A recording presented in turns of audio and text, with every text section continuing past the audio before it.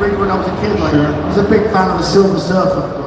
Huge Silver Surfer. Philosophical, dramatic, very heavy metal. And the Human Torch.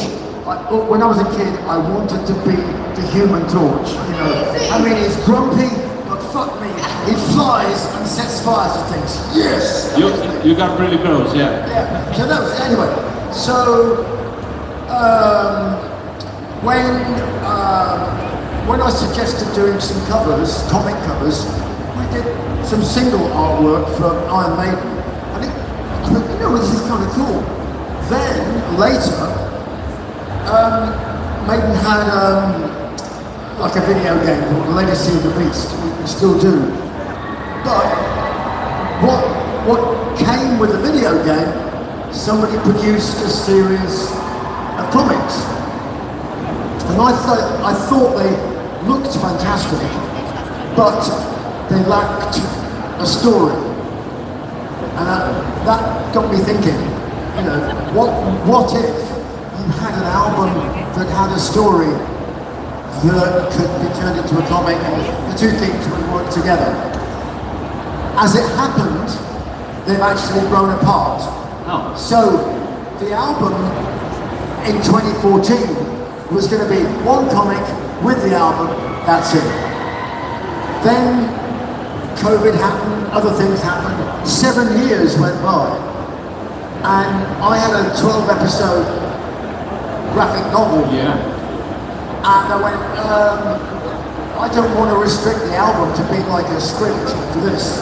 These two things exist separately, but they inform each other. So you can look at the album and go, oh, yeah, that's kind of related to the comic. And you look at the comic and go, oh, I see that might be a little bit related to the album, but they're not dependent on each other, you know? So you can buy the comic or you can buy the album, or both. But you can listen to the album while you're reading the comics? Yeah, I mean, you can do, yeah, you know. But I mean, there's one episode every... And it's going to make sense. Yeah, no, well, eventually it won't.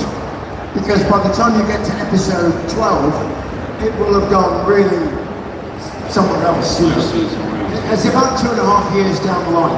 So we're going to have one episode every 3 months. Okay. Yeah. It's okay. Now, Mr. Dickinson, just like everybody else in here, I guess, I've been listening to your voice since I was very young. And one of the things that got me into heavy metal was the fantasy and the sci-fi aspect of it. It seems to it obviously mix so well. Why do you think that happens? Why do you think heavy metal has some sort of a special relationship with fantasy and sci-fi? Because when I was a kid, that's what I wanted. All right. Okay. So you were a nerd.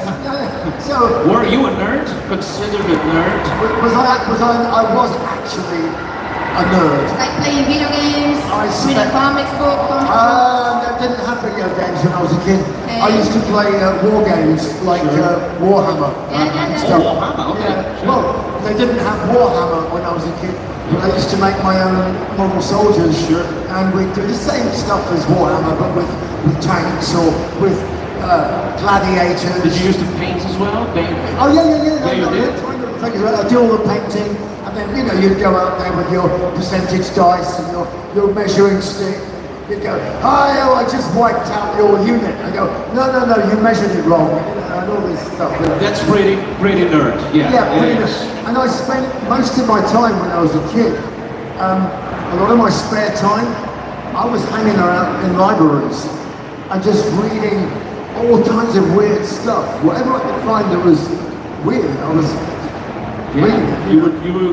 Because heavy metal does this. It takes you traveling around the history, around the cosmos, like any other music genre can. I mean, look, we all know that reality, basically, reality sucks, right? And so if we can offer people a world where you don't have to live in the shitty reality of now, and you can live somewhere else, that's great, you know? exactly just what we do here. Yeah. And Bruce, we know that you came to Brazil a lot of times, so you're not a stranger to us or the country. You know that it's very hot here, you know, like tropical country and everything. But we have metal heads using black clothes and leather and boots, no matter how hot it's out there. I know. I've seen some amazing outfits. I'm like, I want that for my stage outfit in April. You know. Why do you think Brazilian people are so passionate about metal? Well, well, look, I like people who are passionate about anything. You know, it doesn't matter what it is, but you know, obviously because I'm in kind of metal world and music world and video and a big film, and I just love passion. And you know, and not some people use the word aggression. I don't like that word. I prefer passion. You know, because it looks the same, but it's not. You know, people just love stuff so much. They get so excited. You know, and that, honestly, that's why I'm starting my solo tour effectively in Brazil. The band and everything. I want to start with the best audience in the world. There you go.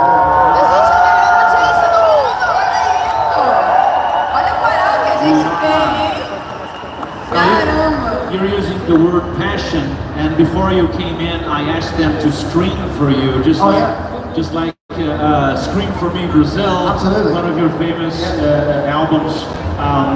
Can you remember what was like the first time you got this passion? Because it's quite different from the European and the other crowds. Well, yeah, I mean, the first time we came to Brazil was 1985.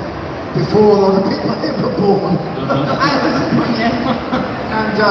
And so 85, the very first Rock in Rio. And it was a little bit chaotic, you know, because it was the first one. But the love was amazing. The audience was amazing. And so that's what made everything work out. And we had some pretty amazing audiences in Europe, with the Italians. We go to Italy, they're very, very, very explosive audience, you know. And the same thing in Spain, the hotter it gets, the more crazy people get. And we thought those audiences were like, yeah, they're the best, right? And then we came to Brazil and we went, who the hell, where is this place?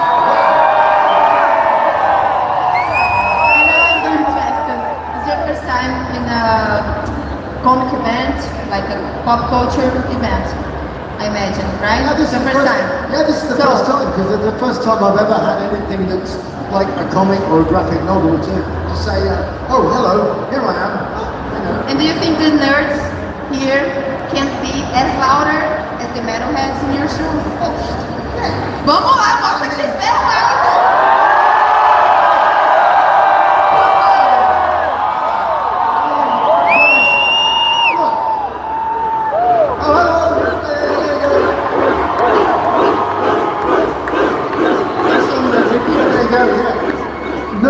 Nerds of the world unite, all right? You know, it's seriously. If the world was run by nerds, it would be a better place. It would be a much better place. Right. We're almost in control. We'll get there. I was playing around calling you a heavy metal god, but in all seriousness, does that weight of being so important to hundreds of millions of people and to represent the whole movement, does that weigh on you, or is it something you just get used to, the responsibility or not? Do you ever think about it? No, I mean, you know, you're about to. I get on the weight scales and I'm still 70 kilos, you know, so that hasn't changed. So I don't feel like the weight of the world on my shoulders. I just feel not a responsibility, not even a duty. I just feel I love the music so much that I have to do my best to communicate it whenever I'm doing it, whenever I'm singing, whatever it is I'm doing. I just think, let's just make it really good so that people can use their imaginations and go to other places, go to the places that I go to when I sing it, you know? It's a beautiful thing, you know? It sure is. Unfortunately. Yeah, we could be here with you forever, I guess, and I think the crowd would think the same, but we are running out of time. No! Well, if you want to stay, you can stay with us. We're okay with it, you know? We're all of us running out of time. Yeah, we are, unfortunately. So- But can you take a photo? We're all Just somewhere- photograph here. Let's take a picture with you.